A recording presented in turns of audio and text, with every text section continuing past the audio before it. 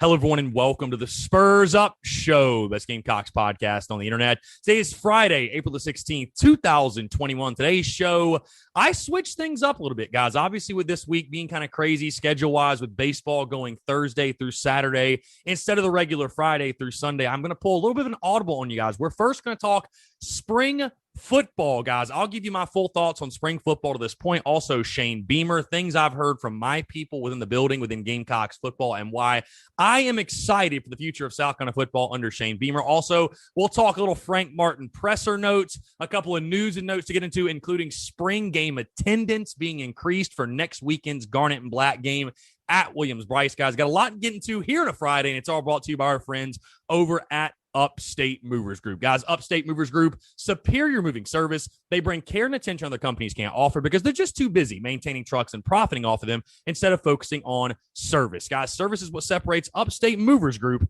from the competition. They're not a trucking company. They're a moving services company, and they're also employee-owned co-op. Their movers are paid twice the industry average, and everyone on the crew is invested in your success. They have dedicated professional crew members, and they also offer black glove service. They offer end-to-end packing services, custom crating and packaging for special items, and cleaning services as well. They're founded by Greenville natives and University of South Carolina alumni, guys, so a Gamecock-owned small business. They also offer 20 years of project management moving experience, and they can offer logistics and solutions that traditional moving companies simply do not have the skills for. Guys, whether in the upstate or across the state of South Carolina, if you have any moving needs in 2021, be sure to check out our friends over at Upstate Movers Group. You can find them on social media at Upstate Movers Group. Of course, if you have any other questions, go to their website, upstatemoversgroup.com. That's upstatemoversgroup.com.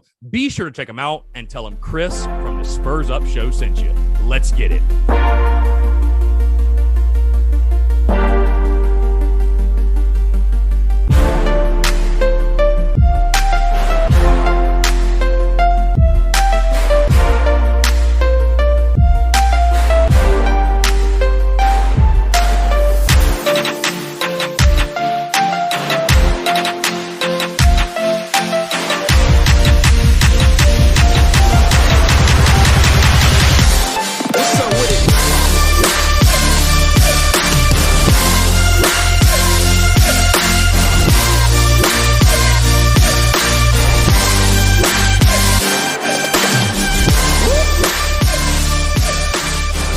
Folks, what is going on? TGIF, happy Friday.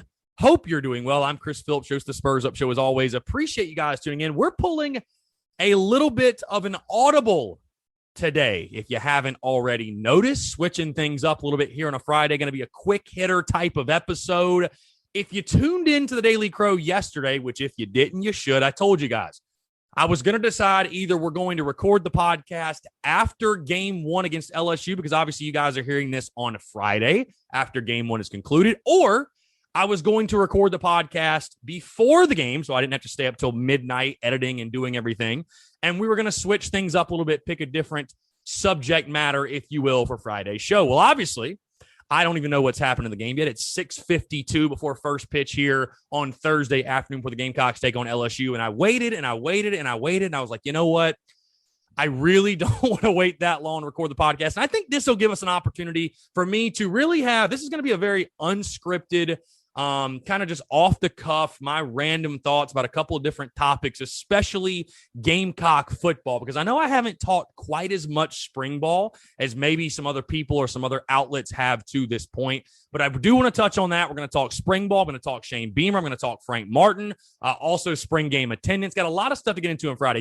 Guys, again, thank you so much for tuning in. Hope this is finding you well, whether you're in the office, you're on the commute, you're in class, you've got the day off, whatever it is. Hope you guys are all doing well here on this Friday. And I'll say this right now. I'm hoping this is finding you with the Gamecocks up 1-0 in the series in Baton Rouge. Because, again, like I said, I'm recording this right now before game one. So, again, hopefully we're all in a good mood here on a Friday. I don't really know. But, again, let's go ahead and jump right into it, guys. Like I said, this is going to be kind of just a random quick hitter, kind of just off the dome here. Regarding, everything, a couple different topics. And I want to start with spring football, guys, because like I said, I've been covering it here and there, but we've really obviously been locked on the baseball side of things. And with spring football, my mentality is this. Obviously the spring game is next weekend, and I'm extremely excited, very pumped for the spring game to get inside Williams-Brice Stadium. Of course, like I said, guys, the attendance has been increased, in case you missed it, from 9,000 to now 15,000 fans going to be allowed inside Williams-Brice. Tickets will go on sale on Monday, by the way, if you didn't know that. But really excited for that. Really excited to see Shane Beamer, his first spring game, the new players, all that good stuff. And again, we'll spend a lot of next week breaking down top storylines and previewing that game and all that good stuff. But when it comes to, the spring, I do love spring football, but obviously I've been very locked in with the baseball side of things, and that's been keeping us very, very busy with 4 games a week. You guys already know the drill. But I will tell you this.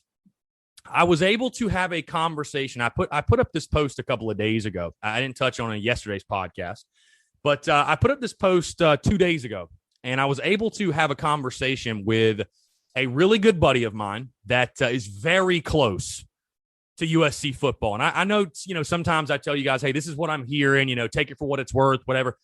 I can tell you that what I heard from the person I heard it from, the word is solid gold. This is not one of those things where I'm guessing or, hey, take it for what it's worth. Like, this dude is telling me something. He would not blow smoke up my ass. Let me just leave it at that. But again, I am so excited for South Carolina football. I really, really am.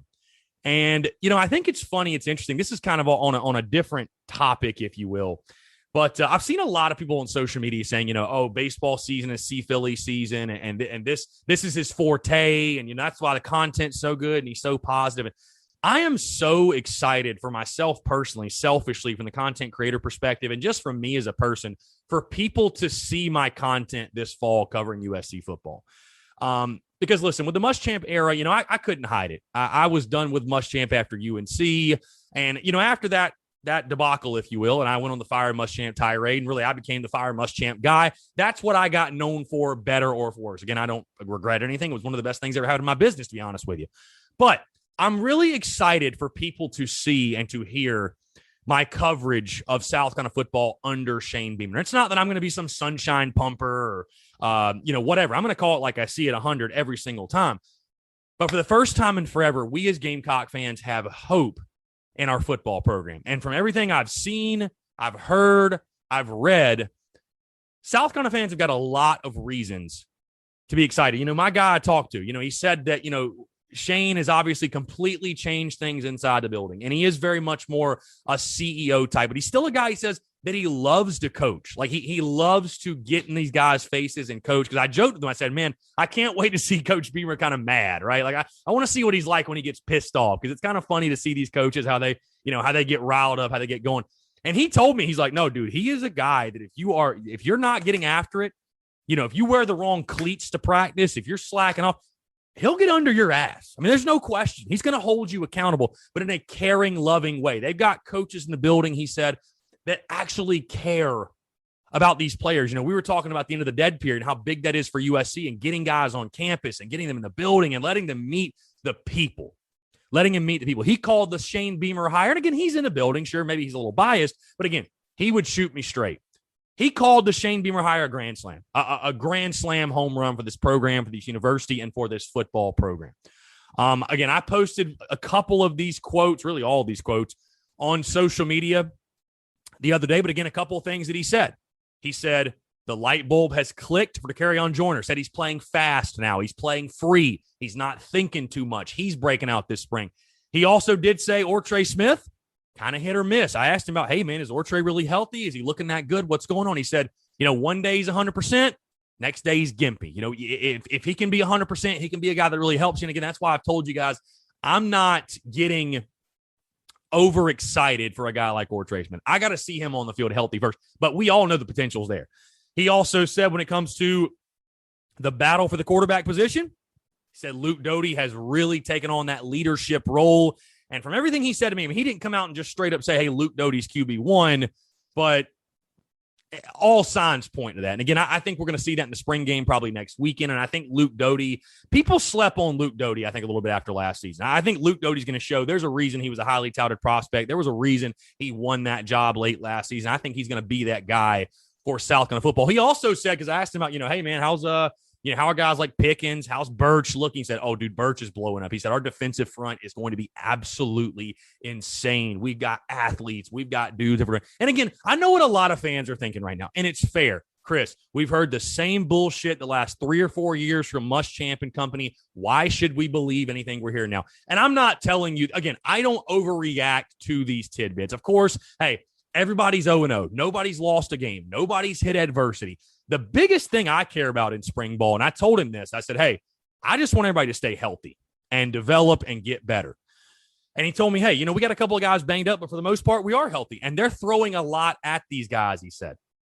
They're throwing a lot at these guys. From what I've heard also in the buildings, that Marcus Satterfield, everybody that talks about this dude said he's an absolute genius, an offensive football genius. Like, these dudes are getting so much thrown at them, and they're watching it. Like, the film they are watching is not college film. They're watching NFL film. They're literally watching NFL film, and they're watching Oklahoma film. That's the film they are mainly spending their time watching. And again, I just, I say all that to, like I said, I haven't touched on spring football quite as much as others because, like I said, guys, it's just one of those things where, like, all we really have right now are assistant coaches' press conferences. And I value everything those guys say. Don't get me wrong. It's not that I don't value what they say, but you guys know. I mean, there's talking season and then there's spring ball talking season. It's just like, I'm not going to overreact or, go crazy over a guy saying, oh, this guy looks good. This guy looks good. What are they going to come out and say? Oh, this guy looks terrible. Like, it's spring ball, dude. It's spring ball. They're not going to say anything negative about their guys. But what I will say is this, because I've had a lot of people, recently, lately, whatever, for whatever reason, and everybody wants to talk about Shane Beamer and Gamecocks football, of course, no matter the time of year. But a lot of people have asked me about Shane Beamer and first-year expectations and all that.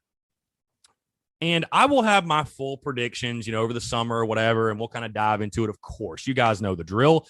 I will have full predictions. Am I way too early predictions for Shane Beamer? We're 6-6. I'll tell you this, though. When it comes to Shane Beamer and this program, we all feel it, the overall morale of the program and the attitude of the fan base and getting former players in the building. Overall, this program, health-wise, is already in such a better place than it was just a couple of months ago.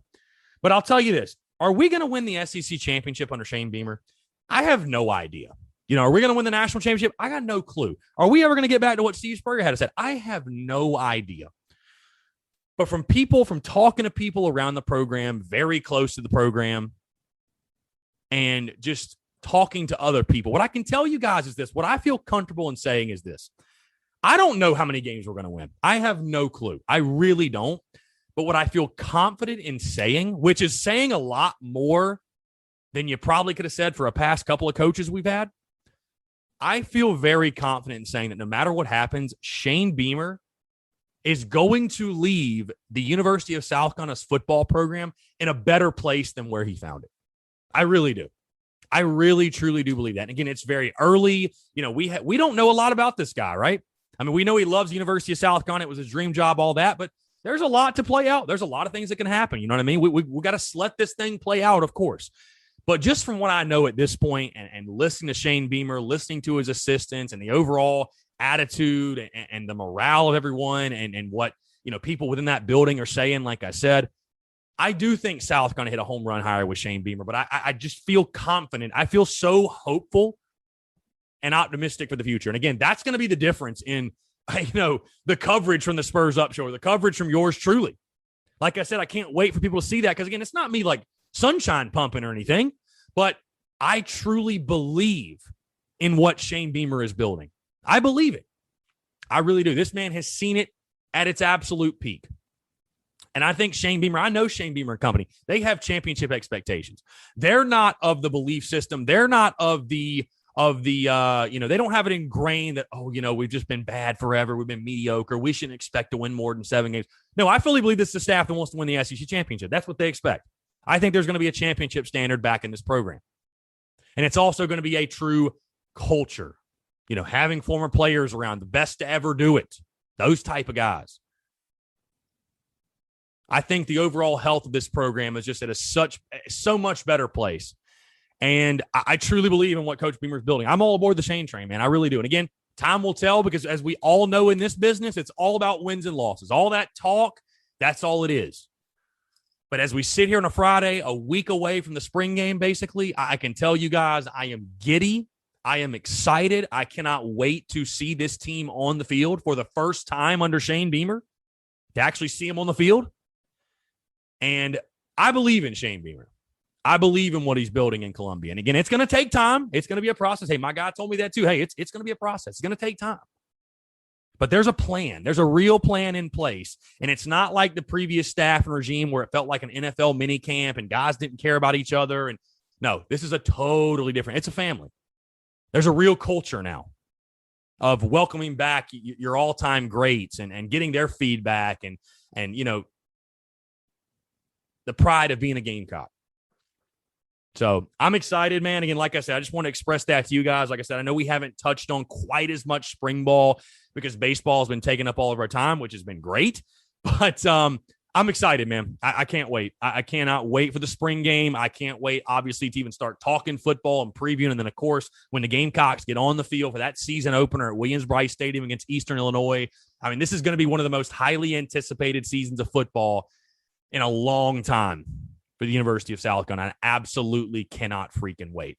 Before we get out of here, guys, I want to touch on Frank Martin's presser real quick, because I already talked about the spring game attendance, of course, guys, in case you missed it, increasing to 15,000, which, hey, at least we're making progress in that regard. Thank God they're letting more people inside of Willie B. But Frank Martin, speaking to the media yesterday, his presser, by the way, was an hour and 15 minutes. Did I watch the whole thing? Absolutely not. Ain't nobody got time for that. This dude loves to talk, though. But I'll say this. Tip of the cap and kudos and credit to Frank Martin for admitting he did a shitty job coaching this team last year, because he said that word for word, by the way. I'm not putting words in his mouth. He said that exact quote. The problem I had, and I'm not going to spend a lot of time on this, guys, because I really just don't have the energy to be in any sort of negative headspace or go on and on about some negative topic or whatever. But Frank said, quote, "It gets real popular around here when it's gloom and doom. It gets real quiet when it's successful, especially in my sport." And he was talking about a couple of different things. The Gamecocks fan base, the fan base, the media, and whatever else. I just, guys, if you know anything about me, in closing, I hate when people demonize the fan base. I can't stand it. I truly cannot stand it. Because Gamecock fans have sat through countless years of mediocrity, especially in football and especially basketball. And for anyone to insinuate that it gets real popular around here when it's gloom and doom, to insinuate that Gamecock fans in some weird, twisted way want to see us lose so we can be miserable and have hot takes, is absolutely bananas. Take it from someone who makes content, who sees clicks and downloads and views and follows and all that shit on social media. Take it from someone in my world. Do you think business is better or worse when we are winning? It's better. It's better. No kidding, it's better. It's 1,000 times better. Guys, the views, and again, the business has grown, but the views and stuff like that for baseball season have been outstanding. The organic reach has been outstanding. You know why? It's because we have a good product to follow and we have hope. For Frank Martin to insinuate otherwise, that, we like it when we love calling for your head. We love for you to call for you when you get fired. Like, what is... I just don't even want to spend a bunch of time on it, because it's a ridiculous comment. Hey, I still like Frank Martin. I still support Frank Martin. I want him to have success. I hope we're talking about a tournament run next season. But I can disagree with him on this comment, and all those things still be true. I mean, for a dude that battles as much adversity and is as tough, quote unquote, as Frank Martin is, this dude bitches constantly about, football is more popular here. Why would people rather cover a football spring practice than a basketball game? And we're disrespected, and we don't get acknowledged, and our fans love when we lose, and they love to be miserable. Bro, go win games. shut up and go win games. Like, I know Frank Martin's probably confused because outside of 1 year, he hasn't, we haven't seen anything but gloom and doom. So, I mean, he wouldn't know what the fan base looks like when we are winning. It's just absolutely absurd, and I don't appreciate it when people call it the USC fan base. The USC fan base are the innocent bystanders here. They have sat around for decades when they shouldn't have, probably, supporting a trash product at times. Like, the fans are the last thing you should be talking about. The fans are the last thing you should be blaming. Go recruit some ball players, get healthy, get your head out of your ass, go coach, and let's go have a good season. I promise you fans will pack CLA. They do it for Dawn Staley. They do it for Frank Martin. Why Frank Martin tends to think otherwise, I have no idea. Hey, Frank, how about just be grateful you're back coaching? How about that? And again, I'm glad he's back. I'm glad he gets a shot at redemption. When you make a comment like that, like what? It just blows my mind. Frank Martin is he's very similar to Muschamp in a lot of ways. And one of the ones he is that, man, sometimes, guys, I like Frank Martin, but God, sometimes he makes it very hard. The only difference between the two is that Frank Martin, thank God, can actually coach. So, but Frank, don't make it so hard on us. We want to like you. We do. But damn, you go 6-20 or whatever you went, and then you got to try to jab the knife in our side and twist it too? Like, we don't deserve that. Gamecock fans don't deserve that. And then he's going and saying, oh, yeah, I don't read social media. I don't get on social. Hey, you know what that means? That confirms that Frank Martin reads everything on social media. Him and Dawn Staley both. They're reading every tweet, every comment. Because why else would you say something like that? Because I would say the majority of the fan base wanted Frank Martin back. And, of course, there's people on social media that didn't. And it's obvious that's the ones he was paying attention to. So, whatever. Is what it is. I don't really give a damn what Frank Martin thinks about Gamecock fans. Just go put a winning product on the floor, because if you don't do it this year, guess what? You're fired. Doesn't matter. It don't matter what you think about the fans. It ain't going to matter if I say fire you or not. You're going to be fired if you don't make the tournament. So, bottom line. All right, I'm going to close in that, guys. Carolina LSU game 1's actually about to start. So we're going to go, again, hopefully when you're hearing this finds you well, and the Gamecocks are up 1-0 in the series. I will have a full series breakdown and recap, of course, guys, on Monday's show. And then, of course, you guys know, the baseball content's going to be flowing all on social media, and my reaction to game 1, game 2, game 3. You guys already know how we do. Hey, thanks so much for tuning in. TGIF, guys. Have a fantastic weekend, and we'll talk to you on Monday.